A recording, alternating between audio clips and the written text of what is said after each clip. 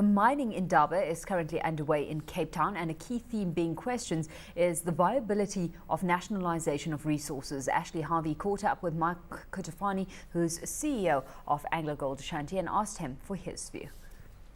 The key themes that we're seeing, obviously resource nationalism is something that's being talked about right around the world. Whether that's manifest in terms of nationalisation, the good news in South Africa that appears to be off the agenda, or resource rents and how governments and communities participate more effectively in the benefits of mining. So I think that's the big theme. Lots of other subplots, whether it's South Africa or in different countries, but I think that's the big theme for the conference. And specifically for you, what are you hoping to get out of the Indaba? Well, certainly a better understanding of how governments and communities are thinking about how we could do a better job as a company, engage and create real partnerships to better the communities in which we work. So I think that, for me, is the most important issue. Hearing from government representatives what their critical issues are and thinking about how we can do things better. So it's about partnerships and about making sure we understand how to do better in that space, and also providing government leaders and community leaders the sort of information that we need to be successful so that we can create a real partnership. Now, one of the major challenges and a great loss or cause for loss in production and mining is safety stoppages. How are you tackling this?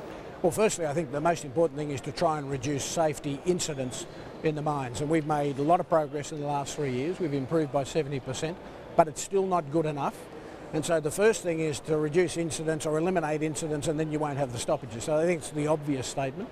The other thing is that we've got to work better with the DMR in terms of when you should stop an operation, because in our case, where we have the deepest mines in the world, if we stop a working face, we create additional risk in the operation. So getting that balance right is always a challenge, and I don't envy the DMR.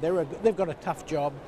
One of the only tools they have is to stop an operation. So how do we get the balance between the two of us right so that we're focused on safety and we're not creating more safety risks and other dislocations that I think are creating some problems in the industry today?